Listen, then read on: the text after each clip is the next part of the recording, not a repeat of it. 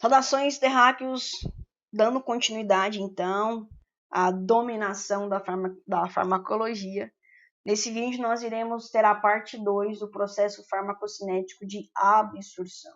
Então no vídeo anterior nós discutimos o que é absorção, discutimos a importância do pH na ionização dos fármacos, que os fármacos são ácidos ou bases fracos. A principal mecanismo de transporte pelas membranas é a difusão, e por isso o fármaco, para atravessar a membrana biológica e, consequentemente, ser absorvido, também ser distribuído, ele precisa ter a sua característica lipossolúvel.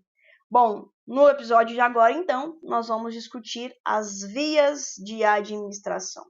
Então, aí nós temos um fluxograma que resume as principais vias, as mais comuns de administração de fármacos.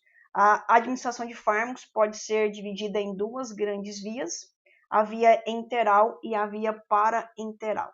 A via enteral é qualquer via que passe pelo trato gastrointestinal, começando da boca até a região do reto.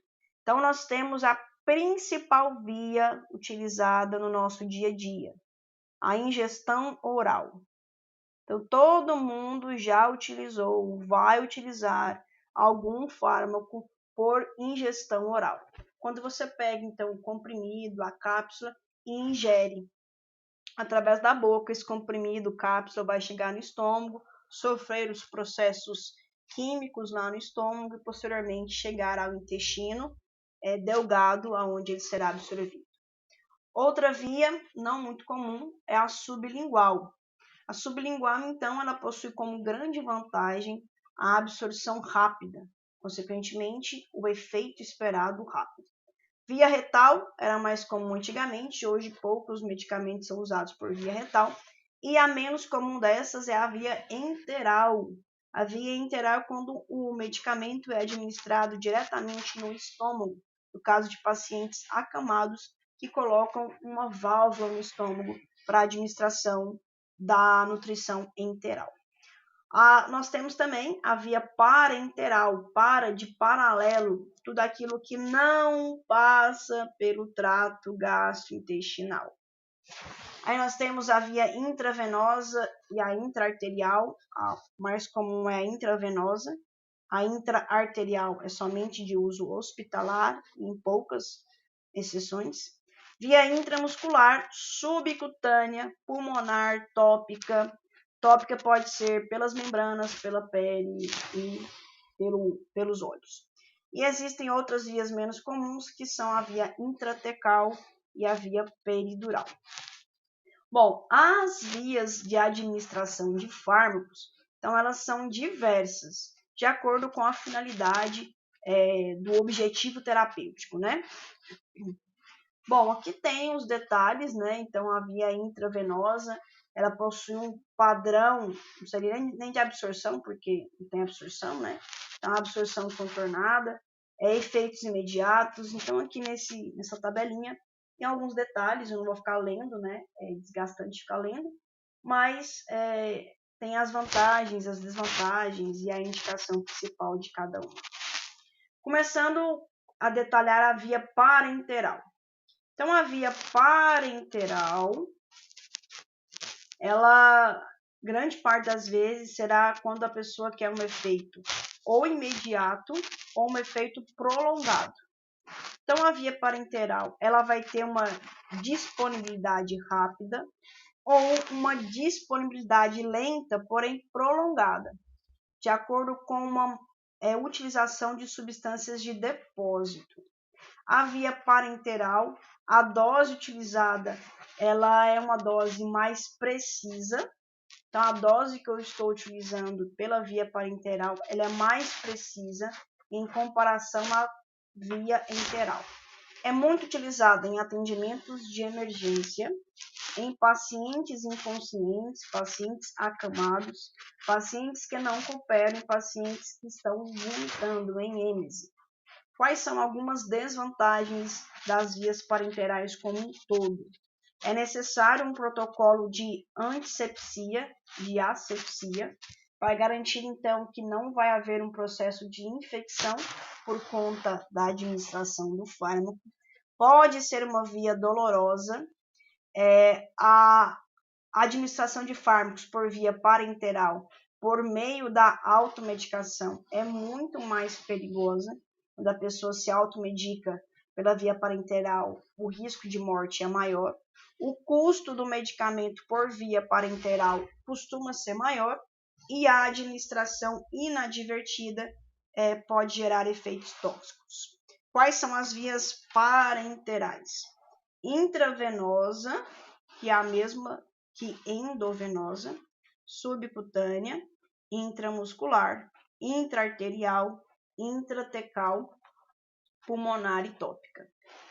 Eu vou detalhar as 3 primeiras, que são as mais frequentes, que todo mundo aí vai ter contato ou conhecer pessoas que têm contato. As outras são menos comuns. Então, a administração de fármacos pela via parenteral, por exemplo, aqui nós temos 2 vias parenterais, a injeção subcutânea e a injeção intramuscular. A subcutânea nas camadas da pele, né? E a intramuscular na camada do músculo. Isso faz, então, que o medicamento tenha diferenças na absorção. Por exemplo, aqui a via intravenosa, o fármaco ele encontra-se numa quantidade alta rapidamente no sangue. Já na via intramuscular, é uma solução que é mais lenta e prolongada. Então, a escolha da via depende do objetivo terapêutico. Então, aqui nós temos a via intravenosa. Essa todo mundo já utilizou quando foi hospitalizado, em pronto-socorro. Pode ser através do soro, e a gente administrar o medicamento no soro, ou diretamente no vaso sanguíneo. A via transdérmica, ela é utilizada para questão de diagnósticos. A via subcutânea, que é a mais profunda, que é a transdérmica. Então, a transdérmica é essa aqui, e a subcutânea mais profundamente. A intramuscular, que tem que saber, então, manusear para não levar a lesão de nervo.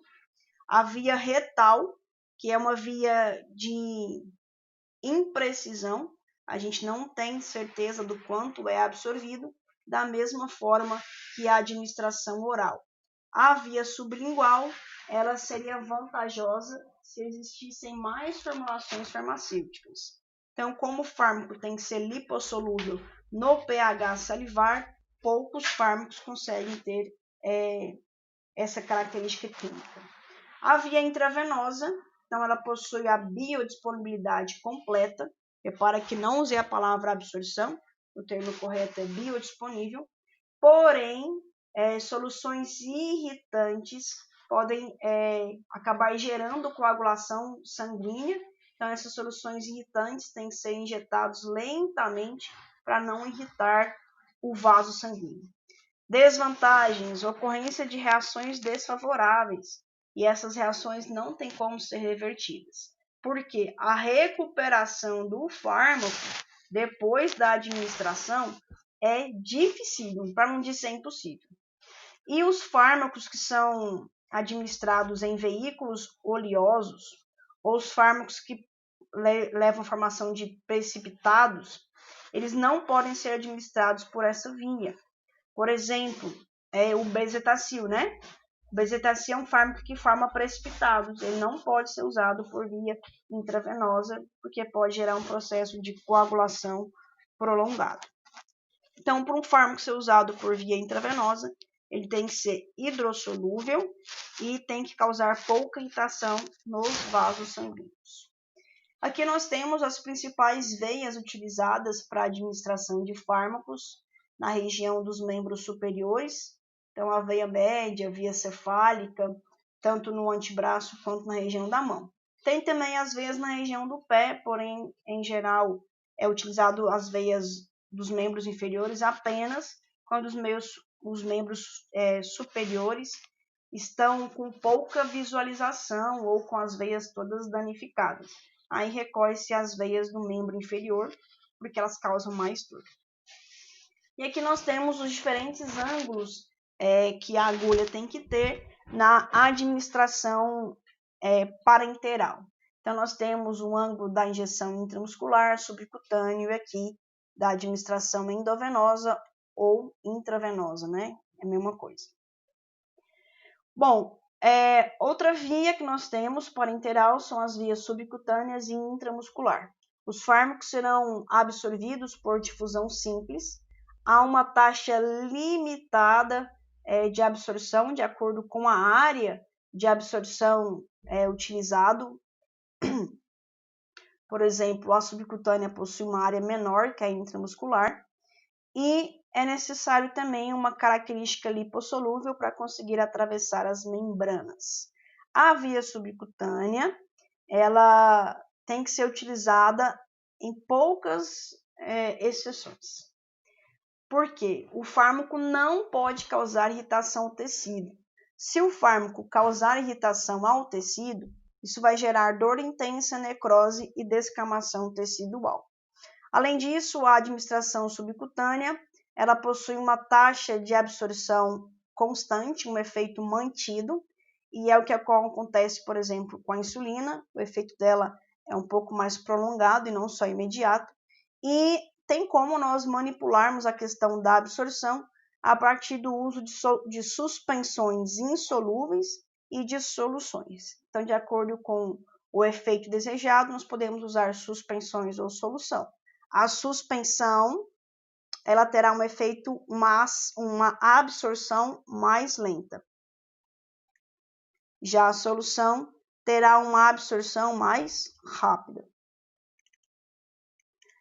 A via subcutânea também tem como implantarmos o fármaco sobre a forma de pellets, que serão absorvidos lentamente durante vários dias, semanas ou meses, como, por exemplo, os hormônios. O anticoncepcional ele é usado, então, por via subcutânea, alguns para absorção lenta. E aqui estão os principais locais recomendados para absorção subcutânea, onde nós temos uma camada de tecido adiposo maior, e onde também vai gerar menos dor. Em geral, o paciente diabético ele usa muito essa camada abdominal, porque é mais fácil dele se auto-administrar. Também a região da coxa, Bom, a via intradérmica é a via mais superficial, bem na camada superficial da pele. Ela é utilizada apenas para fins de diagnósticos de alergia e se a pessoa teve ou foi vacinada contra a tuberculose. A via intramuscular é uma via um pouco mais dolorosa. Se for utilizada uma solução aquosa, a absorção é rápida, quase que imediata. Só que, claro, depende da taxa do fluxo sanguíneo no local da injeção. A gente pode aumentar essa absorção colocando calor na região ou diminuir a absorção colocando frio. Também podemos aumentar a absorção através de massagem ou exercício. Se for utilizada uma solução oleosa ou suspensão, isso vai fazer com que o fármaco seja absorvido lentamente. E grande parte das vezes causa uma lesão muscular nos músculos ao redor, que gera uma certa dor. Por exemplo, o antibiótico, o bezetacil, que forma a suspensão, ele precipita no músculo e gera esse desconforto, essa dor. Aqui estão os lugares indicados para fazer a administração intramuscular. Nós temos o músculo deltoide e a região dorso-glútea e o vaso lateral. O mais recomendado é na região, entre esses três, claro, é a região dorso-glútea, porque no deltoide nem todos os fármacos podem ser administrados. Alguns fármacos, se forem administrados na região do deltoide, podem causar necrose. E aqui nós temos a região também anterolateral da coxa, que é muito recomendada, porém poucas pessoas fazem, e ela é recomendada mais porque nessa região aqui não tem nervo, então a chance de lesionar o nervo é bem menor. Só que, infelizmente, eu não sei porquê, qual que é a explicação, que essa forma de administrar a via intramuscular é a menos comum. É a que menos causa dor, é a que menos pode causar efeitos indesejáveis, desagradáveis, mas é a menos utilizada. Então, vai aí dos enfermeiros, farmacêuticos, tentar popularizar mais essa via. Aqui tem os limites de administração, de acordo com o músculo utilizado. Então, na região deltoide, 2 ml apenas, dorso glútea, ventro glútea, 4 ml, e na região anterolateral da coxa, 3 ml. Eu, se não me engano, falei errado no slide anterior. Então, na região anterolateral da coxa, essa é 3 ml, na região ventro glútea e dorso glútea, 4 ml. Não, desculpa, a anterolateral da coxa é essa, né? Essa aqui. Bom, existem técnicas para minimizar a dor. Então, quando a pessoa faz um curso de injetável, um bom curso, ela aprende essa técnica e consegue, então, administrar sem levar tanta dor assim. Tirar a dor 100% acho difícil, mas minimizar tem. A principal dica para minimizar a dor é a direção do bisel no sentido das fibras musculares. E alguns medicamentos eles têm que ser aplicados utilizando uma técnica chamada aplicação em Z para diminuir o extravasamento do fármaco. É quando você arrasta o tecido epitelial para o lado, né? E você injeta a agulha e depois aplica o medicamento. Com isso vai formar um caminho que dificulta o retorno do fármaco para a pele. Bom, outra via é parenteral. Nós temos a absorção pulmonar, no caso de anestésicos gerais, que são administrados por via pulmonar, o alotano. No caso de substâncias aerosóis, são utilizadas partículas suspensas no ar. A absorção pela via pulmonar é quase que imediata. Também é utilizado para efeito tópico, né? No tratamento de doenças respiratórias, como, por exemplo, a asma brônquica. A administração tópica pode ser feita em diferentes locais e grande parte das vezes, quando é administrado em membranas, na região da boca, né? Utilizando então a membrana da bochecha, recomenda-se o uso junto com anestésicos locais. Os anestésicos locais vão ter como efeito levar à vasoconstrição e, consequentemente, diminuir a absorção, porque o anestésico local, o efeito dele espera-se que seja o máximo possível naquele local e o mínimo possível efeito sistêmico. Então, para potencializar o efeito da anestesia local, é utilizado vasoconstritores junto com o anestésico local. O principal vasoconstritor utilizado com anestésicos locais é a adrenalina. Aí nós temos também a administração via ocular, pode ser para efeitos tópicos, né? Como, por exemplo, para a dilatação da pupila, ou para efeitos mais prolongados, como, por exemplo, pomadas, implantes oculares, porém, mesmo assim, o fármaco será absorvido principalmente pelo canal lacrimal.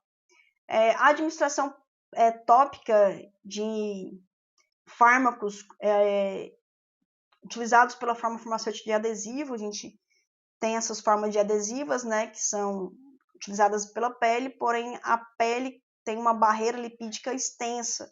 Então essas administrações tópicas, como por exemplo gel de arnica, diclofenaco pomadas, salompas, etc., eles são pouco absorvidos, o efeito dele realmente é muito localizado. A pele hidratada, ela é mais permeável à absorção do fármaco, então é melhor. E a adição de coadjuvantes, como eu expliquei no slide anterior, são vasoconstritores para potencializar o efeito dos anestésicos locais. Aqui nós temos os adesivos, por exemplo, adesivo de nicotina e até mesmo hormônios que são utilizados na pele e são absorvidos lentamente. Então, o fármaco se difunde lentamente, como se fosse um reservatório, esse adesivo, para os tecidos subcutâneos, onde ele é absorvido. Porém, quem utiliza esses adesivos aí tem que ter o cuidado, porque o adesivo pode sair da pele, né? Bom, vamos falar agora sobre a via mais comum, que é a via enteral. Então, é o método mais comum, mais seguro, mais conveniente e mais econômico. Então, comparando um medicamento utilizado pela via oral, um medicamento pela via parenteral, a via oral é muito mais econômica. Desvantagens: alguns fármacos não são absorvidos de maneira ideal pela via enteral, por questão química. Outros fármacos, eles induzem o paciente a vomitar. Outros podem sofrer degradação enzimática e ácida lá no estômago. Então, eles têm que ter uma proteção gastroentérica. Podem ter interação com alimentos e sofrer metabolismo de primeira passagem. A via enteral pode ser sublingual, retal, oral e, como eu expliquei também, a via enteral diretamente no estômago. Bom, começando com a via sublingual, no começo, né, na boca. Então, a via sublingual possui uma área de superfície pequena, é só a região embaixo da língua, os vasos sublinguais. Um exemplo que nós temos de fármaco sublingual é a nitroglicerina, utilizada em pacientes com angina de peito. Então, o medicamento, para ser utilizado por via sublingual, o fármaco tem que estar na forma não ionizada e tem que ser altamente lipossolúvel. A absorção é extremamente rápida, em torno aí de 5, 10 minutos, né? Consegue esse efeito, porém, poucos fármacos são possíveis de utilizar por esta via. A administração retal, ela não é tão comum hoje em dia, era mais antigamente. Ela é útil quando a ingestão oral não é possível, porque o paciente está inconsciente. Mas o maior uso dela não é quando o paciente está inconsciente, é quando o paciente vomita demais, por exemplo, crianças pequenas. A desvantagem da administração retal é porque é uma absorção incompleta e imprecisa. Então, 50% do fármaco absorvido pelo reto passa pelo fígado, o que gera um metabolismo chamado metabolismo de primeira passagem. E acaba que a dose usada por via retal ela será menor do que a dose utilizada por via oral. A absorção retal muitas vezes é irregular, incompleta, até mesmo a profundidade que é administrado, se é no começo do reto, no fim do reto, tudo isso vai interferir na absorção. A administração oral, com certeza, é a via mais usada, a via mais cômoda, além de que nós temos, né, grande parte do nosso intestino, então tem uma área de superfície grande para absorver, e a variação de pH possibilita, né, que nós tenhamos uma oscilação de fármaco ionizado e não ionizado melhor. O fluxo sanguíneo do intestino, ele pode também aumentar e diminuir, o que propicia a melhora da absorção. A forma farmacêutica, se é comprimido, se é solução, suspensão. A solubilidade do fármaco em água vai interferir a sua absorção. E a taxa de dissolução para fármacos sólidos, né? E aqui vai um macete, né? Mesmo que essa taxa de dissolução, essa solubilidade em água, interfira na absorção, grande parte dos fármacos, mesmo os fármacos ácidos, eles são mais absorvidos na região do intestino. Então, o intestino seria, generalizando, e poucos fármacos seriam absorvidos na região do estômago. Por quê?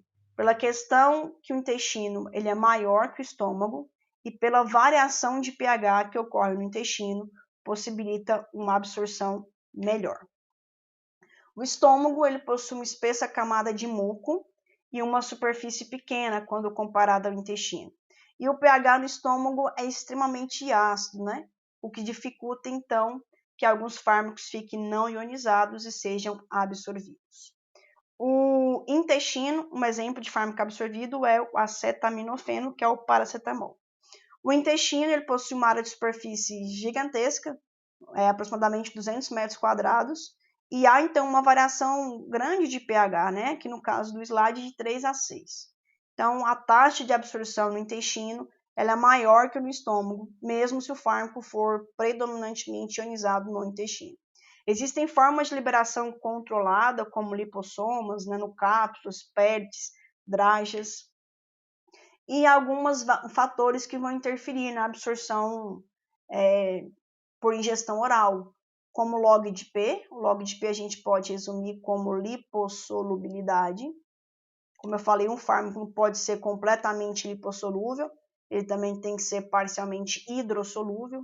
O fluxo sanguíneo, se está mais alto ou mais baixo, a área de superfície e o tempo de esvaziamento gástrico. Um tempo de esvaziamento gástrico, ele propicia uma absorção maior. A motilidade intestinal também é outra coisa importante. Então, uma pessoa que utilize um fármaco por via oral e ela tenha quadros de diarreia, então a diarreia ela vai aumentar a motilidade gástrica intestinal, consequentemente vai diminuir o tempo de contato e vai diminuir a absorção. Uma motilidade menor, ou pelo menos normal, vai possibilitar uma absorção maior. Alguns fármacos eles conseguem se complexar com os ambientes, com os nutrientes presentes nos alimentos ou com as substâncias presentes nos alimentos, o que reduz a absorção. Por exemplo, a tetraciclina, que é um tipo de antibiótico, ela se complexa com cálcio e diminui a absorção tanto da tetraciclina quanto do cálcio. Então é importante nós sabermos essa interação, se há interação de complexação do fármaco com alguns compostos alimentares. Existem transportadores que eles vão estar, eu tenho aqui, né, uma célula, aí do lado de cá o estômago, do lado de cá o sangue. Então o fármaco ele foi absorvido, só que quando o fármaco chegou aqui no sangue, existem transportadores que fazem um caminho inverso, que eles pegam o fármaco do sangue, se ligam ao fármaco e transportam esse fármaco para fora do sangue. São chamados de transportadores de efluxo. São proteínas que bombeiam drogas ou substâncias para fora dos enterócitos, que são as células do intestino. Isso é um mecanismo de resistência que o nosso organismo vai criando perante substâncias estranhas, como os fármacos, e que gera resistência, por exemplo, no caso de alguns tipos de câncer, onde a quimioterapia não funciona. Então, aqui nós temos um resumo das vias de administração, mostrando graficamente, né, a questão do tempo de absorção e a duração de efeito. Então, aqui observa a primeira via, essa via rosinha aqui. Então, é uma via onde a concentração no sangue vai ser alta de início, e depois ela vai se reduzindo, porque o fármaco vai ser metabolizado e excretado. Depois nós temos essa via verde, que é a via intramuscular, pensando que seria uma solução aquosa. Então, o fármaco ele é rapidamente absorvido, chega no seu pico máximo, na sua concentração máxima, e depois ele vai reduzindo. Depois nós temos aqui de azul a via subcutânea, que é, por exemplo, a via administrada à insulina. Então, é uma via demorada, demora a ter o efeito máximo, e é uma via mais prolongada. E a via oral é a mais lenta delas, né? Mas também é a que se mantém mais constante. Então, repara que o fármaco ele demora a chegar no seu efeito máximo, mas ele mantém um efeito constante mais prolongado. Até mesmo por isso que a via oral é recomendada. Então, a absorção, né, o transporte do fármaco do local de administração para a corrente sanguínea corresponde a essa subida. Então, essa subida corresponde à absorção. Essa descida de todas as imagens correspondem à distribuição e à eliminação. A distribuição é o transporte do fármaco do sangue para os tecidos, e a eliminação ou excreção, o transporte do fármaco do sangue para fora do organismo. Bom, além das vias de administração, existem diversas formas farmacêuticas que serão escolhidas, então, de acordo com o efeito terapêutico desejado. Existem soluções aquosas, né? Por exemplo, a dipirona é uma solução aquosa. Existem soluções alcoólicas. Tem um medicamento chamado gotas preciosas, que é um medicamento, é uma solução aquosa, é um extrato de boldo. E existem as soluções misturadas, por exemplo, os xaropes, né, que são ricos em açúcar. Soluções para o olho, soluções para o nariz. Existem as formas farmacêuticas sólidas, o pó, você pode usar o pó mesmo. Por exemplo, alguns antiácidos, né, são usados o pozinho. Comprimido efervescente, como vitamina C. Comprimidos puros, né, sem nenhuma tecnologia por trás. Comprimidos revestidos, que eles vão se desintegrar só lá no intestino delgado, e as cápsulas, né? Comentário importante, tem pessoas que têm dificuldade em ingerir coisas maiores, né? Se o medicamento for no formato de cápsula, for pozinho dentro, você pode abrir e diluir na água e ingerir. Se for comprimido revestido, não pode fragmentar o comprimido. Então, aqui nós temos a cápsula, que é um revestimento de gelatina, a mesma gelatina que você come na sobremesa. Então, é um revestimento de gelatina que contém dentro o fármaco no formato de pó, comprimido revestido, a cápsula com pellets, exemplo, o omeprazol, e um comprimido no formato de matriz. Então, isso tudo mostra a diferença na solubilização dessas formas farmacêuticas. A cápsula ela é rápida, né? Rapidamente a gelatina se desfaz e libera o pó, que vai então se dissolver. O comprimido revestido, ele demora mais, ele tem uma proteção gástrica, que vai se dissolver só no intestino. A matriz, ela se dissolve lentamente, desde a região do estômago até o intestino, e a matriz também. E essa imagem ilustra, né, essa questão da diluição. Então, aonde está mais rosa na imagem, por exemplo aqui, é onde o fármaco foi mais diluído, dissolvido. Então, por exemplo, um comprimido com revestimento entérico, ele vai começar a ser dissolvido na região do intestino delgado. A cápsula, ela começa a ser liberada na região final do estômago, mesmo intestino. Uma solução, como por exemplo o xarope de dipirona ou dipirona gotas, ela é diluída já no estômago. A matriz, ela fica até no intestino, no final do intestino delgado, e o comprimido revestido de liberação lenta, ele é diluído lentamente desde o estômago até a região inicial do região final do intestino delgado. Além disso, nós temos, né, as soluções líquidas injetáveis, que são as ampolas, os tubetes. Nós temos um aerosol para uso para absorção pulmonar, os supositórios, que são bastões em temperatura corporal, eles formam uma solução oleosa que será absorvida. Nós temos as pastas, pomadas, pós, que são, então, formas de utilização tópico. E aqui, para encerrar, é a partir do processo de absorção das diferentes vias e formas farmacêuticas, nós teremos um dado que é a biodisponibilidade. Consiste, então, na extensão, na proporção em que um fármaco consegue alcançar a corrente sanguínea. Então, o fármaco é administrado por via oral, passa lá por todos os processos gastrointestinais, sofre degradação enzimática, metabolismo hepático e chega no plasma. A partir dessa concentração plasmática, então calculado a biodisponibilidade, pode ser 10%, 90%, etc. Então, corresponde à proporção da substância que passa para a circulação sistêmica após a administração oral ou outra via que não seja a via intravenosa. Então, aqui nós vamos sempre comparar a biodisponibilidade de um fármaco com a via intravenosa. Aí, né, pelo computador, nós vamos obter essa área sobre a curva. Então, de tempos em tempos, é coletado o sangue do paciente, observado quanto do fármaco ainda existe no seu organismo. E depois a gente faz essa mesma situação, só que com outra via, por exemplo, a via oral. Então, nós administramos o fármaco pela via oral e de tempos em tempos coleta o sangue do paciente e observa quanto fármaco tem no seu sangue.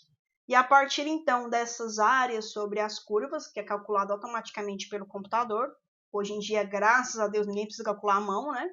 É feita, então, a conta da biodisponibilidade, que vai nos dar a proporção do fármaco que vai chegar na corrente sanguínea. Por exemplo, se eu te afirmar que um fármaco a biodisponibilidade dele é de 50%, quer dizer que apenas 50% do que você utilizou do fármaco conseguiu alcançar a corrente sanguínea, consequentemente, poderá alcançar o tecido-alvo, local de ação desejado. Então, os fármacos administrados por via intravenosa, eles entram diretamente na circulação sistêmica e têm ação direta às demais partes do organismo. Já os fármacos administrados por via oral são primeiro expostos ao fígado, e o fígado vai realizar a terceira fase da farmacocinética, que é o processo de biotransformação, ou também chamado de metabolismo, que é o assunto do nosso próximo vídeo. Então, aqui nós temos alguns aspectos relacionados ao fármaco que vai interferir na sua biodisponibilidade. Um dos principais fatores é a questão da solubilidade, tanto o hidro quanto o lipo, o tamanho da partícula, se ela for muito grande, ela não vai ser absorvida, a forma farmacêutica como explicada, né? Entre comprimido, cápsula, suspensão e solução, a solução é a forma farmacêutica mais rápida, porém a biodisponibilidade tem que ser estudada ao longo do tempo, para saber se vai manter a absorção. Efeitos dos fluidos gastrointestinais, metabolismo pré-sistêmico, natureza química do fármaco, se ele é um sal ou um éster, aí entra a questão do diclofenaco de potássio, diclofenaco de sódio, podem ter uma variação na biodisponibilidade, mas é pouca. Fármaco de liberação lenta ou imediata, entre outros. Já no indivíduo, o que vai variar a sua biodisponibilidade? A questão da idade. Então, entre um jovem e um idoso, tem diferentes variáveis que levam a uma biodisponibilidade diferente. A ingestão de fluidos, eu disse isso no vídeo anterior, nós deveremos ingerir comprimidos com pelo menos 200 ml de água. Se você ingere com menos ou mais água, pode interferir, na biodisponibilidade. A ingestão com alimentos pode interferir na biodisponibilidade, tem que ser estudado caso a caso. O tempo de trânsito intestinal vai interferir na biodisponibilidade.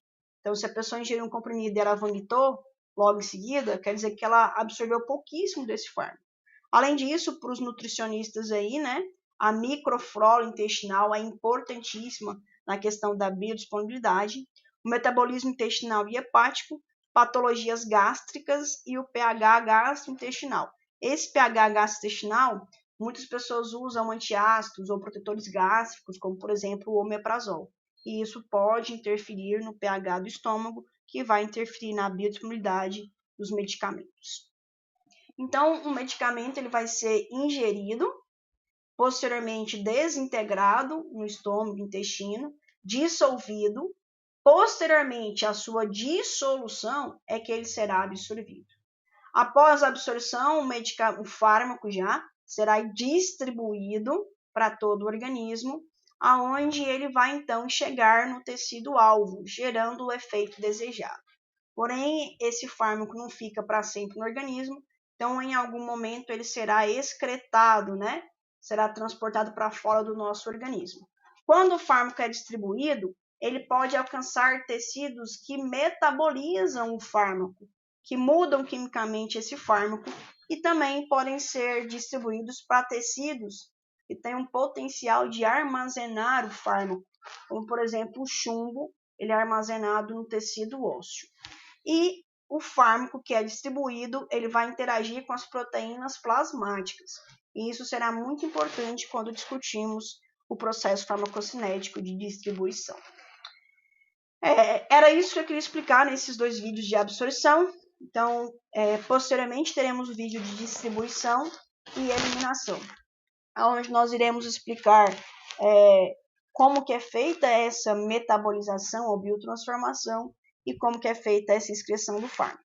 Com isso, nós iremos fechar o conceito de farmacocinética. Terminando o conceito de farmacocinética, nós iremos falar sobre meia-vida do fármaco, né? Então, o fármaco tem tempo de meia-vida no nosso organismo. Terminaremos a explicação de farmacocinética falando sobre esse tempo de meia-vida. Responderei algumas questões breves sobre tempo de meia-vida e outras questões importantes aí. Espero que tenha valido a pena você assistir essa videoaula e que você possa ter um bom proveito na disciplina de farmacologia, e não somente na disciplina, mas no seu aprendizado, porque fármaco, medicamento, nós utilizamos muito no dia a dia e é importante entender o que está por trás desse fármaco, desse medicamento. Tchau, tchau e até mais.